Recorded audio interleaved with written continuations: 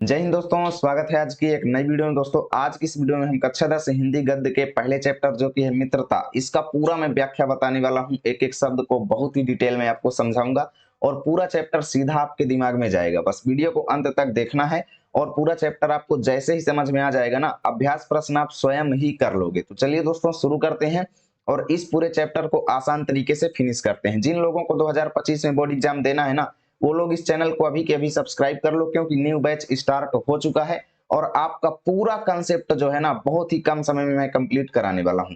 पहले हम गद्य पढ़ेंगे, फिर पद्य पढ़ेंगे, फिर ग्रामर पढ़ेंगे। तो चलिए आज की इस वीडियो को शुरू करते हैं। पूरी प्लेलिस्ट में जितने भी वीडियो आएंगे आपको पर डे देखते जाना है। आपका सिलेबस बहुत ही कम समय में बहुत ही बेहतरीन तरीके से पूरा हो जाएगा।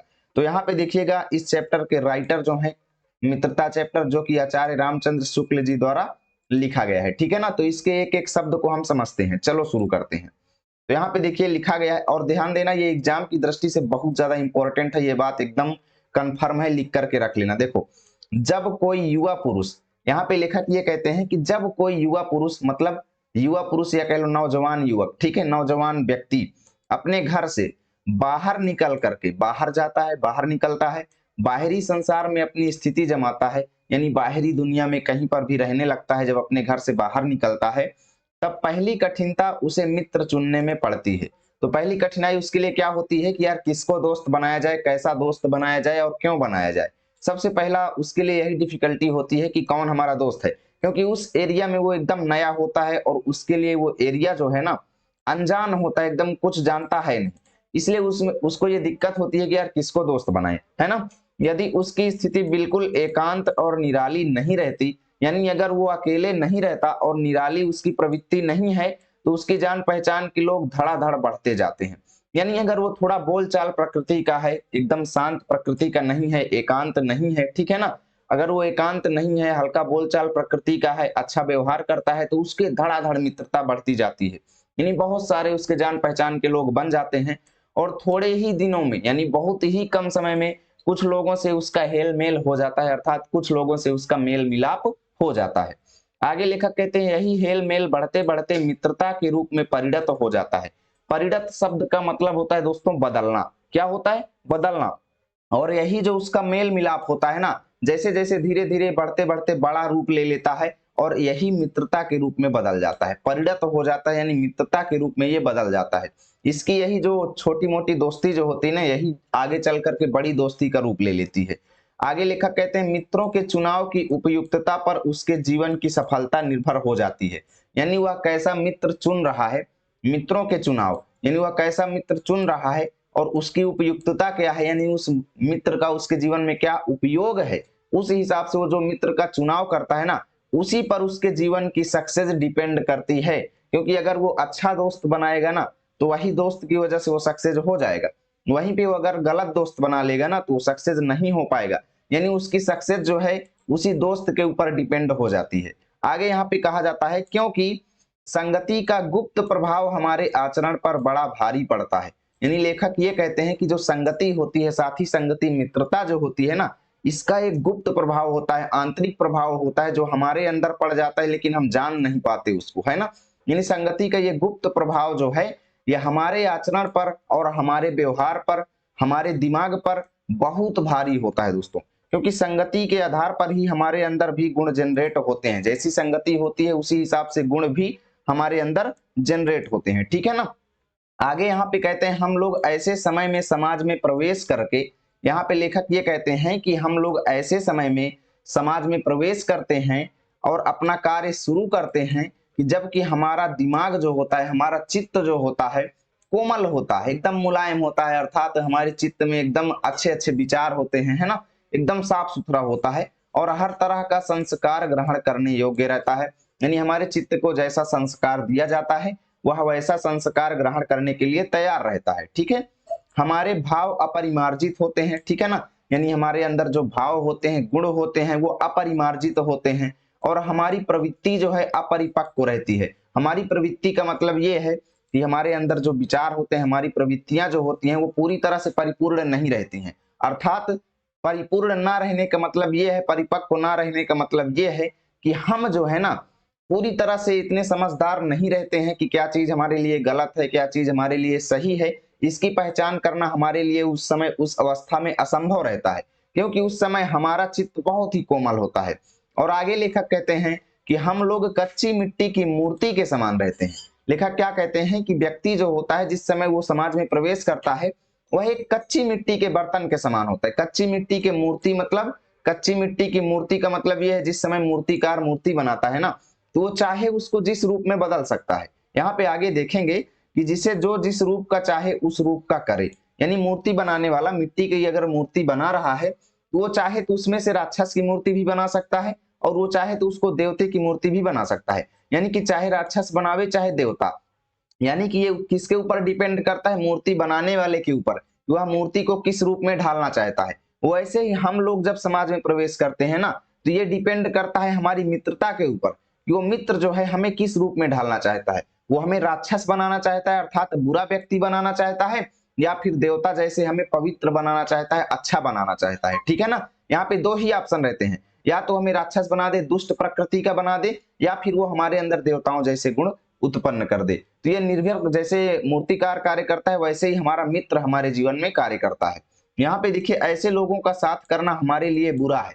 यहाँ पे लेखक कहते हैं कि ऐसे लोगों की संगति बिल्कुल भी मत करो जो हमसे अधिक दृढ़ संकल्प के हैं। दृढ़ संकल्प के मतलब यह है कि जो हमसे बड़ा संकल्प रखते हैं, जिनका लक्ष्य हमसे बड़ा है, ऐसे लोगों से संगति रखना अच्छी नहीं है, अच्छी बात नहीं है। क्योंकि हमें उनकी हर एक बात बिना विरोध के मान लेनी पड़ती है। क्योंकि जब हम उनको बड़ा मान लेंगे, वो हमसे बड़े संकल्प के रहेंगे, तो वो जो भी हमें बताएंगे ना, हम उनकी बात पे विरोध नहीं कर सकते। अगर वो कह दिए कि नहीं ये बात सही है, तो हमें सही मानना ही पड़ेगा, भले ही वो बात गलत है। ये क्यों मानना पड़ेगा? क्योंकि हम स्वयं उनको उच्च मान रहे हैं, स्वयं उनको अपने से उच्च मान रहे हैं, इसलिए उनके द्वारा बताई गई हर बात को हमें बिना किसी विरोध के मानना पड़ेगा। और लेखक कहते हैं पर ऐसे लोगों का साथ करना और भी बुरा है। आगे लेखक कहते हैं कि ऐसे लोगों की संगति करना बिल्कुल गलत है जो हमारी ही बात को ऊपर रखते हैं, अर्थात जो हमको ही बड़ा मानते हैं, जो कहते हैं भैया आप ही हमसे ऊंचे संकल्प के हैं। यानी ऐसे लोगों की संगति मत करना जो आपको ही क्लास का टॉपर समझते हैं। ठीक है ना, क्योंकि ऐसी दशा में जब आपको टॉपर समझ लेंगे, तो क्या होगा कि ऐसी स्थिति में ना तो आपके ऊपर कोई दबाव रहेगा, क्योंकि आप तो यही समझ जाएंगे कि भाई मैं तो क्लास का टॉपर हूं। ठीक है ना, तो इससे आपके ऊपर कोई दबाव नहीं रह जाएगा, और ना ही हमारे लिए कोई सहारा रहता है, और ना ही आप किसी से कुछ पूछ सकते हैं, क्योंकि भाई वो तो ऑलरेडी आपको टॉपर मान रहे हैं। और जब आपको टॉपर मान रहे हैं, तो भाई टॉपर तो किसी से पूछेगा नहीं, है ना।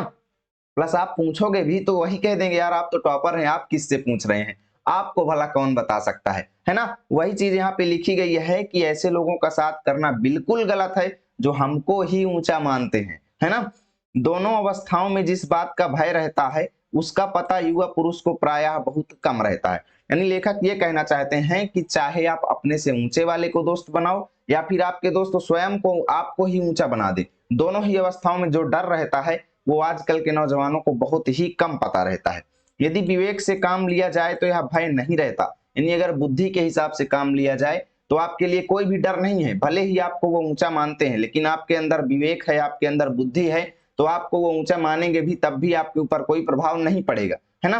पर युवा पुरुष प्रायः विवेक से कम काम लेते हैं। यानी ये कहते हैं कि इस स्थिति में युवा पुरुष जो होते हैं, जिस अवस्था में वो बाहर जाते हैं ना, उस अवस्था में उनके अंदर बुद्धि बहुत ही कम विकसित होती है, इसलिए उनके ऊपर मित्र के प्रभाव बहुत ज्यादा पड़ते हैं।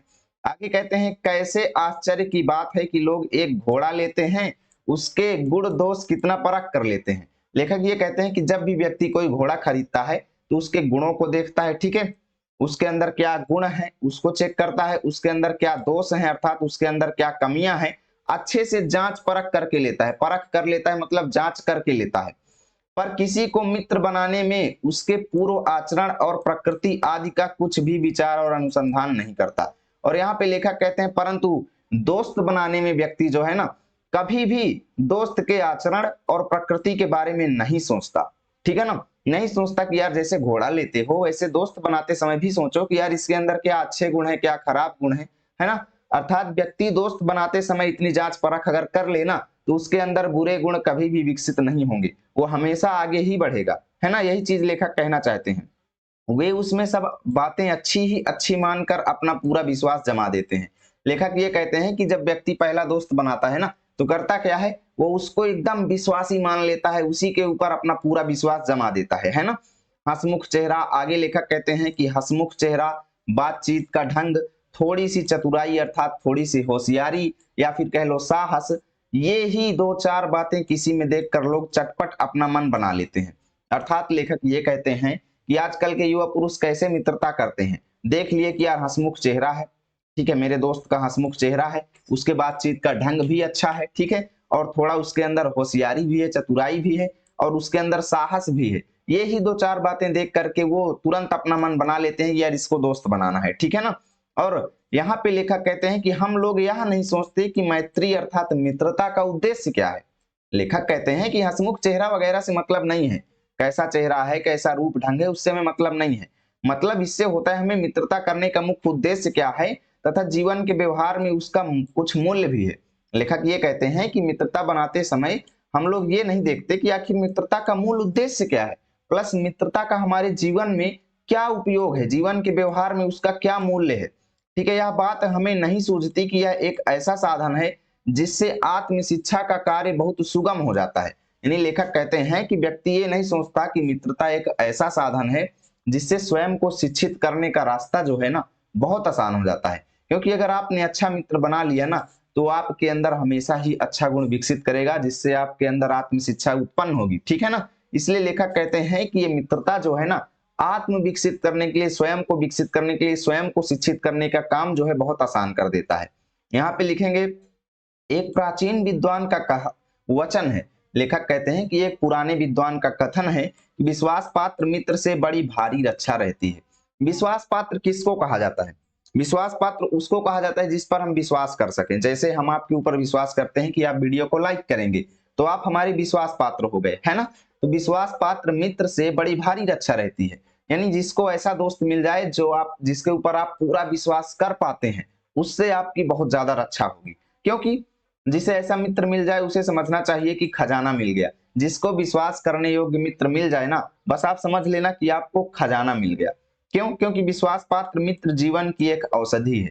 जैसे एक दवा होती है हमारे शरीर को निरोगी बनाती है, वैसे ही विश्वासी मित्र जो है ना, जिस पर आप विश्वास कर पाते हैं, वो मित्र आपके जीवन में एक दवा की तरह काम करेगा। वह हमें अपने मित्रों से आशा रखनी चाहिए कि वे उत्तम संकल्पों में हमें दृढ़ करेंगे। लेखक ये कहते हैं कि हमें अपने मित्रों से, ठीक है, हमें अपने दोस्तों से, हमें अपने यारों से, हमें अपने साथियों से यह आशा माने उम्मीद रखनी चाहिए कि वे उत्तम माने बड़े बड़े संकल्पों में माने हमारे ऊंचे ऊंचे लक्ष्यों में हमें दृढ़ करेंगे, अर्थात हमें मजबूत करेंगे, ठीक है। दोषों और त्रुटियों से हमें बचाएंगे। दोषों माने हमारी कमियों से, त्रुटियों माने हमारी गलतियों से हमें बचाएंगे, अर्थात हमको बचाएंगे। कहेंगे कि यार आप ये गलती कर रहे हैं, इसको आप मत कीजिए। ये होते हैं विश्वास पात्र मित्र, ठीक है। हमारे सत्य अर्थात सच्चाई, पवित्रता और मर्यादा के प्रेम को पुष्ट करेंगे, ठीक है। अर्थात हमारे अंदर भी वो सच्चाई विकसित करेंगे। क्या करेंगे? सत्य विकसित करेंगे, पवित्रता विकसित करेंगे और मर्यादा के अंदर हमको रहना सिखा देंगे, ठीक है ना। जब हम कुमार्ग पर पैर रखेंगे अर्थात जब हम बुरे रास्ते पर जाएंगे तब वे हमें सचेत करेंगे, तब वो हमको सावधान करेंगे। और जब हम हतोत्साहित होंगे, हतोत्साहित होने का मतलब यह है कि जब हम डिमोटिवेट होंगे, अर्थात जब हमारे अंदर मोटिवेशन खत्म हो जाएगा, डिमोटिवेशन उत्पन्न होगा, तब वे हमें उत्साहित करेंगे, तब वो हमें मोटिवेट करेंगे। ये होते हैं एक विश्वास पात्र मित्र, ठीक है। सारांश यह है कि वे हमें उत्तमता पूर्वक जीवन निर्वाह करने में हर तरह से सहायता देंगे। लेखक ये कहना चाहते हैं, सारांश ये है पूरे चैप्टर का कि वे यानी एक विश्वास पात्र मित्र जो है हमको जीवन निर्वाह करने में हर तरीके से मदद करेगा। यानी अच्छा जीवन कैसे बिताया जाता है, एक विश्वास पात्र मित्र आपको बहुत ही बेहतरीन तरीके से एक्सप्लेन कर देगा, ठीक है। सच्ची मित्रता में उत्तम से उत्तम वैद्य की सी निपुणता होती है। यानी लेखक ये कहते हैं कि एक सच्ची दोस्ती जो होती है ना, उसमें एक उत्तम से उत्तम अर्थात अच्छे से अच्छे वैद्य अर्थात डॉक्टर के जमान, वैद्य की सी अर्थात डॉक्टर के जैसे, ठीक है। एक सच्ची मित्रता जो होती है ना, उसके अंदर एक उत्कृष्ट अर्थात एक्सपेरिएंटेड एक्सपर्ट डॉक्टर के जैसे निपुणता होती है, ठीक है। यानी एक सच्ची मित्रता में भी निपुण होना चाहिए व्यक्ति को, कैसे दोस्त बनाना है, कैसे क्या करना है, इस चीज में निपुणता होती है और परख होती है। अर्थात सच्ची मित्रता में भी हमें जांच परख करनी चाहिए। अच्छी से अच्छी माता का सा धैर्य होती है। यानी एक सच्ची मित्रता जो होती है ना, उसमें माता के समान एक धैर्य भी पाया जाता है और कोमलता भी होती है। जैसे एक मित्र का, यानी कहने का मतलब ये है कि जैसे एक माता का पुत्र के प्रति प्रेम होता है ना, वैसे ही सच्ची मित्रता में मित्र का मित्र के प्रति प्रेम होता है। लेखक ये कहना चाहते हैं कि जैसे एक माता का उसके पुत्र के प्रति प्रेम होता है, वैसे ही सच्ची मित्रता में मित्र का मित्र के प्रति प्रेम होता है। और ऐसे ही मित्रता करने का प्रयत्न प्रत्येक पुरुष को करना चाहिए। कोई भी हो, चाहे हम हो चाहे आप हो, ऐसे ही मित्रता करना चाहिए प्रत्येक पुरुष को। ठीक है, लेखक ये कहते हैं। चलो, सब कुछ ओके चल रहा है। ठीक है, आप सभी के कमेंट भी मैं देख रहा हूँ। ठीक है, यहाँ पे सब कुछ मेरे को दिखाई दे रहा है, लाइव आप सभी का मैं कमेंट में देख रहा हूँ। चलो आगे देखते हैं। यहाँ पे देखते हैं, छात्रावास में तो मित्रता की धुन सवार रहती है। यहाँ पे लेखक ये कहते हैं कि छात्रावास अर्थात कॉलेज में, ठीक है, छात्रावास अर्थात कॉलेज में जहाँ पे आप पढ़ने जाते हैं, वहां पे तो मित्रता की धुन ही सवार रहती है। मित्रता अर्थात दोस्ती करने की धुन सवार रहती है, अर्थात प्रत्येक व्यक्ति को दोस्ती करने का जो है भूत चढ़ा रहता है। ठीक है, मित्रता हृदय से उमड़ी पड़ती है, अर्थात दोस्ती करने का सबके हृदय में भाव होता है। पीछे के जो स्नेह बंधन होते हैं उसमें ना तो उतनी उमंग रहती है और ना ही उतनी खिन्नता रहती है। यानी जो आपके दोस्तों के प्रति स्नेह के बंधन होते हैं, प्रेम के बंधन जो होते हैं, उसमें ना तो इतनी प्रसन्नता रहती है और ना ही इतना ज्यादा दुखी और दोष रहता है। ठीक है, बाल मैत्री में जो मग्न करने वाला आनंद होता है, यानी बाल मैत्री यानी बचपन की मित्रता, बचपन की मित्रता में जो खुद को मग्न करने वाला, प्रसन्न कर देने वाला जो आनंद होता है, जो हृदय को बेधने वाली ईर्ष्या होती है, यानी हृदय को दुख पहुंचाने वाली ईर्ष्या होती है और खिन्नता होती है, कष्ट होता है, वह और कहाँ। यानी बचपन की मित्रता में आप लोग देखते हैं दोस्त दोस्त के बीच मारपीट भी होती है, लड़ाई झगड़े भी होते हैं और गाली गलौज भी होता है, लेकिन एक दो दिन बाद फिर वही मित्र हैं। लेकिन ऐसा युवावस्था की मित्रता में नहीं होता, क्योंकि ऐसी स्थिति में एक मित्र अगर दूसरे मित्र से लड़ाई हो गई ना, जिंदगी में जल्दी बोलचाल नहीं होती है। लेकिन यहाँ पे क्या लिखा गया है कि बाल मैत्री में क्या होता है, यहाँ पे देखिए, बाल मैत्री में क्या होता है कि जो मग्न करने वाला आनंद होता है ना, जो हृदय को बेधने वाली ईर्ष्या होती है, खिन्नता होती है, वह और कहीं पर भी नहीं होती। ठीक है, कैसी मधुरता और कैसी अनुरक्ति होती है। ठीक है, और कैसा अपार विश्वास होता है, यानी एक दोस्त का कैसे दूसरे दोस्त के ऊपर बचपन में कितना ज्यादा विश्वास रहता है। कोई अगर कह दे यार नहीं एक टाफी एकदम ठीक है, चाहे जहां से उसको उठा करके लाया हो, तो दूसरा दोस्त खा लेगा, क्योंकि बचपन में उसको उसके ऊपर पूरा विश्वास होता है, कॉन्फिडेंस होता है ना। हृदय के कैसे कैसे उद्गार निकलते हैं बचपन की मित्रता में, वर्तमान कैसा आनंदमय दिखाई पड़ता है। ठीक है, और भविष्य के संबंध में कैसी लुभाने वाली कल्पनाएं मन में रहती हैं। यानी बचपन की मित्रता जो है, कितनी ज्यादा मन में कल्पनाएं उठती रहती हैं। ये होता है कि यार हम भविष्य में ये करेंगे वो करेंगे। ठीक है, अपने दोस्त से ही इसकी बातें चलती रहती हैं, यार भविष्य में हम बड़े होंगे तो ये करेंगे। ठीक है ना, यानी लुभाने वाली कल्पनाएं मन में रहती हैं। और वर्तमान का समय जो होता है कितना ज्यादा आनंदमय होता है, सब लोग खेलते कूदते रहते हैं, है ना। कितनी जल्दी बातें लगती हैं बचपन में ही, और कितनी जल्दी मानना मनाना हो जाता है बचपन की मित्रता में। वो बोलेगा, गाली देगा, तुरंत मारपीट हो जाएगी, लेकिन बस एक दो मिनट बाद फिर से बोलचाल, है ना। लेकिन आगे कहते हैं, कवि की सहपाठी की मित्रता इस उक्ति में हृदय के कितने भारी उथल पुथल का भाव भरा हुआ है।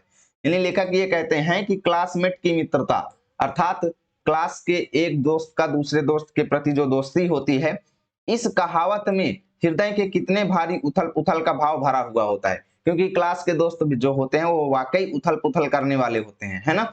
किंतु जिस प्रकार युवा पुरुष की मित्रता स्कूल के बालक की मित्रता से दृढ़, शांत और गंभीर होती है, उसी प्रकार हमारी युवावस्था के मित्र बाल्यावस्था के मित्रों में से कई तरह भिन्न होते हैं।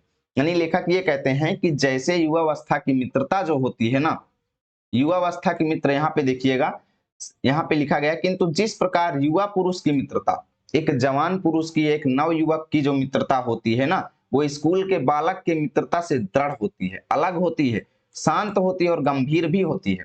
क्योंकि युवावस्था की मित्रता बच्चों की मित्रता से तुलना नहीं की जा सकती, क्योंकि युवावस्था में बातें जो है गंभीर रूप ले लेती हैं, लड़ाई झगड़े क्या, मारपीट क्या, और फोराफोरी भी हो जाती है ना। तो युवावस्था की मित्रता जो होती है वो बाल्यावस्था की मित्रता से बहुत ज्यादा गंभीर होती है। ऐसी स्थिति में कोई बातों को सहन करने वाला नहीं होता, जबकि बाल्यावस्था में सहन भी कर लेते हैं। और जैसे मित्रता अलग होती है बाल्यावस्था से, युवावस्था की मित्रता जैसे अलग होती है ना, उसी प्रकार हमारी युवावस्था के मित्र भी बाल्यावस्था के मित्र से अलग होते हैं। यहाँ पे लिखा गया है, बाल्यावस्था के मित्रों से कई बातों में अलग होते हैं। मैं समझता हूं कि मित्र चाहते हुए बहुत से लोग मित्र के आदर्श की कल्पना मन में करते होंगे। ठीक है ना, कहते हैं कि मित्र चाहते हुए बहुत से ऐसे लोग होते हैं जो मित्र के आइडियल्स की, आदर्श की कल्पना अपने मन में करते होंगे, पर इस कल्पित आदर्श से तो हमारा काम जीवन की झंझटों में चलता नहीं। लेखक ये कहते हैं कि हम अपने मित्रों के बारे में चर्चा करते रहें, कल्पना करते रहें, पर इससे हमारा जो है ना काम चलता नहीं है। वास्तव में मित्र बनाना ही पड़ता है। सुंदर प्रतिमा, मन भावनी चाल, ठीक है, कवि कहते हैं सुंदर स्वरूप हो, ठीक है, सुंदर प्रतिमा माने दिखने में सुंदर हो, और मन भावनी चाल हो, और स्वच्छंद प्रकृति, स्वतंत्र प्रकृति का व्यक्ति हो, ये ही दो चार बातें देखकर मित्रता की जाती है। लेखक यही कहते हैं कि यही दो चार बातें देखकर मित्रता की जाती है, पर जीवन संग्राम में साथ देने वाले मित्रों में इनमें से कुछ अधिक बातें चाहिए। जीवन संग्राम में मतलब अर्थात युवावस्था की मित्रता में, जो युवावस्था की मित्रता होती है, इसमें ये काम काम नहीं करेगा, इसमें और ज्यादा चाहिए, इसमें से कुछ अधिक बातें चाहिए, क्योंकि उसमें मन भावनी चाल वगैरह से काम बहुत ही कम चलेगा, ठीक है। उसमें जो है ना रुपया पैसों का संबंध भी आ जाता है युवावस्था की मित्रता में। यहाँ पे आगे लेखक कहते हैं कि मित्र केवल उसे नहीं कह सकते, मित्र केवल उसे नहीं कहते, दोस्त केवल उसको नहीं कहते जिसके गुणों की तो हम प्रशंसा करें, अर्थात जिसकी हम सराहना करते रहे कि यार बहुत अच्छा बोलता चालता है, बहुत अच्छा पढ़ने में भी है, अर्थात जिसके गुणों की तो हम प्रशंसा कर रहे हैं, पर जिससे हम स्नेह ना कर सकें, जिससे हम प्रेम नहीं कर सकते, जिससे बोल चाल नहीं सकते, है ना, जिससे अपने छोटे मोटे काम तो हम निकालते जाते हैं, जरूरत पड़ने पर हम बातचीत कर लेते हैं, अपने छोटे मोटे काम निकाल लेते हैं, पर भीतर ही भीतर घृणा करते रहें, अर्थात भीतर ही भीतर उससे जलते रहें, ये सच्चा मित्र नहीं होता। लेखक साफ कहते हैं कि ये सच्चा मित्र नहीं होता। मित्र सच्चे पथ प्रदर्शक के समान होना चाहिए। लेखक कहते हैं कि एक मित्र जो है ना सच्चा गाइडेंस के समान होना चाहिए, रास्ता दिखाने वाला होना चाहिए, पथ प्रदर्शक माने रास्ता दिखाने वाला होना चाहिए, जिस पर हम पूरा विश्वास कर सकें। यानी मित्र ऐसा होना चाहिए जिस पर हम पूरा विश्वास कर सकें, विश्वास पात्र होना चाहिए, भाई के समान होना चाहिए।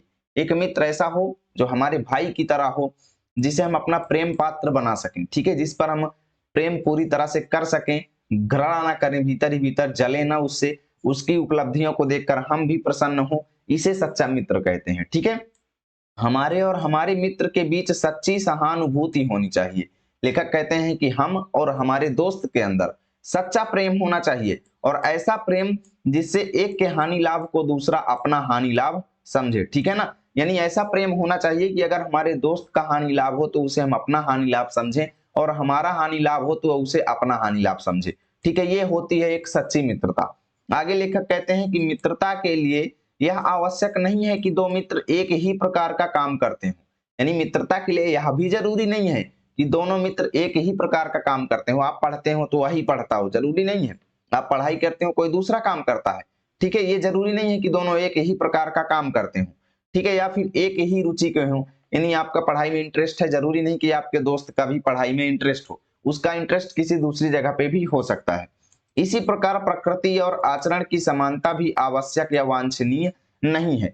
प्रकृति और आचरण यानी इसी प्रकार मित्र की प्रकृति कैसी हो और मित्र का आचरण कैसा हो, यह भी समान होना जरूरी नहीं है। कि आपके अंदर अच्छे भाव हैं, आप अच्छा बोल चाल लेते हैं, तो जरूरी नहीं है कि आपका मित्र भी ऐसा बोल चाल रहा हो। या फिर आपके अंदर पढ़ाई लिखाई के अच्छे गुणधर्म है, आपके अंदर बहुत अच्छा आपका अच्छा आचरण है, लेकिन जरूरी नहीं कि आपके दोस्त का भी ऐसा आचरण हो। यही चीज यहाँ पे लिखा गया है।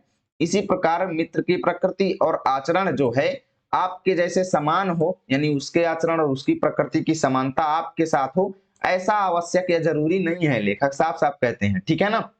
दो अलग अलग प्रकृति, दो भिन्न प्रकृति माने दो अलग अलग प्रकृति के मनुष्यों में भी बराबर प्रेम और मित्रता रहती है। यानी ऐसे व्यक्ति जो अलग अलग आचरण के हैं, अलग अलग रूपरेखा भी है, अलग अलग उनका स्वरूप भी है, अलग अलग बोलने चालने का ढंग भी है, दोनों में मित्रता हो सकती है, ऐसी बात नहीं है, दोनों में भी मित्रता हो जाती है। क्योंकि राम को देखिए, भगवान श्री राम धैर्यशाली थे, ठीक है, धीर थे और शांत प्रकृति के थे। भगवान श्री राम धैर्यशाली थे और शांत प्रकृति के थे। लक्ष्मण उग्र थे, ठीक है, और उद्धत स्वभाव के थे, क्रोधित स्वभाव के थे। पर दोनों भाइयों में अत्यंत प्रगाढ़ स्नेह था। सब लोग जानते हैं दोनों भाइयों में अत्यधिक प्रेम था, ठीक है ना। उदार तथा उच्चाशय कर्ण, उदार उदार हृदय वाला, ठीक है, यहाँ पे साफ साफ लिखा गया है उदार हृदय वाला कर्ण। कर्ण का नाम तो आपने महाभारत में सुना ही होगा। उदार और उच्च विचार वाले कर्ण जो हैं, लोभी दुर्योधन के स्वभाव में कुछ विशेष समानता नहीं थी। आप लोग जानते हैं दुर्योधन का स्वभाव कैसा था और कर्ण का स्वभाव कैसा था।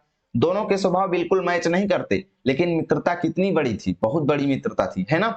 यानी लालची दुर्योधन और उच्च विचार वाले कर्ण, दोनों के स्वभाव में कुछ ज्यादा विशेष समानता नहीं थी दोस्तों, पर उन दोनों की मित्रता खूब निभी। कर्ण ने मित्रता निभाने के लिए स्वयं को बलिदान कर दिया, है ना। यह कोई बात नहीं है कि एक ही स्वभाव और रुचि के लोगों में मित्रता हो सकती है।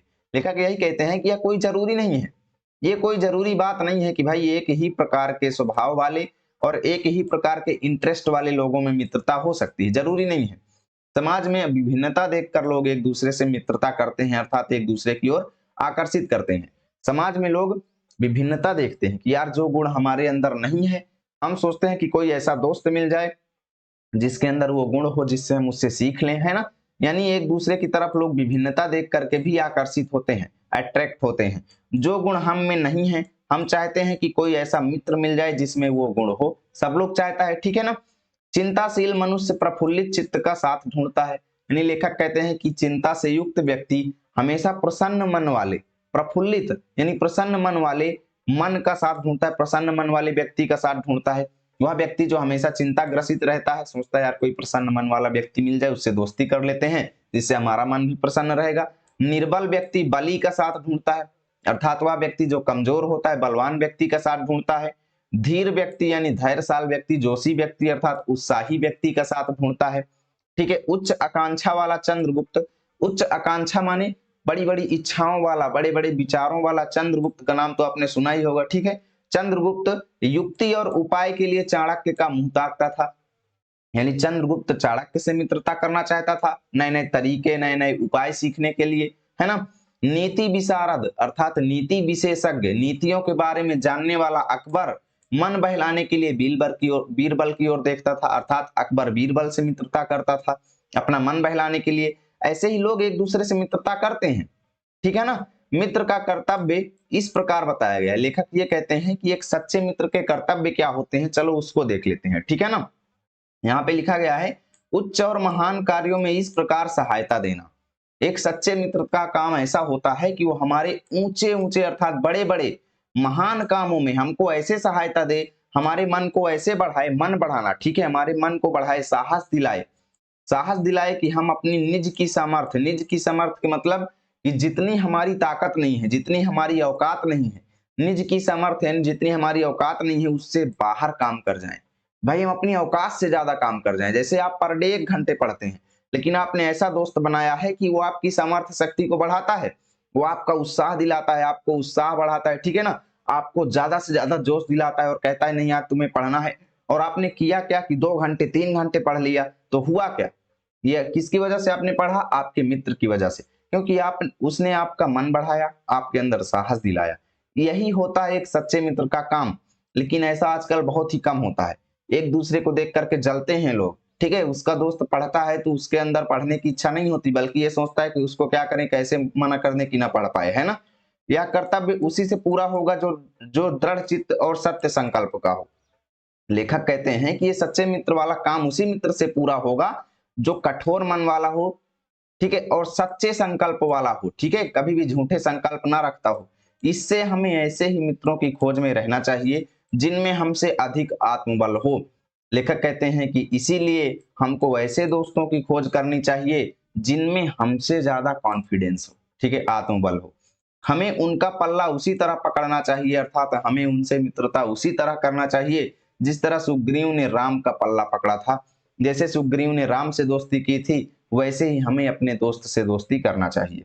मित्र हो तो प्रतिष्ठित अर्थात सम्मानित, ठीक है, मित्र हो तो प्रतिष्ठित अर्थात सम्मानित और शुद्ध हृदय के हों, ठीक है, मृदुल हों, मीठी वाणी बोलने वाले हों और पुरुषार्थी हों, आलसी नहीं होने चाहिए मित्र, ठीक है। मित्र हो तो मीठी वाणी बोलने वाले और पुरुषार्थ वाले हों, शिष्ट हों अर्थात पढ़े लिखे हुए हों और सत्यनिष्ठ हों, सच्चाई के प्रति निष्ठा रखते हों, झूठे के प्रति नहीं, ये हमेशा झूठ ही बोलते रहें, ठीक है, जिससे हम अपने को उनके भरोसे पर छोड़ सकें। ऐसा मित्र चाहिए कि जिससे हम उसके स्वयं को उसके ऊपर भरोसा कर सकें और यह विश्वास कर सकें कि उनसे किसी प्रकार का कोई धोखा नहीं होगा। ये होता है एक सच्चे मित्र के गुण, कि हम अपने मित्र के ऊपर विश्वास कर सकें कि हमारा मित्र किसी भी प्रकार का कोई धोखा नहीं करेगा। ये होती है एक सच्ची मित्रता, ठीक है ना। तो उम्मीद करता हूं आपको बहुत ही अच्छे तरीके से समझ में आया होगा एक एक चीजें, ठीक है। वीडियो लगभग आधा घंटे की पहुंच चुकी है दोस्तों। चलिए वीडियो को एंड करते हैं, ये पार्ट 1 इसका कंप्लीट हुआ। पार्ट 2 में इस चैप्टर को फिनिश करेंगे। देख सकते हो इतना पोर्शन बचा है, ज्यादा कुछ नहीं है।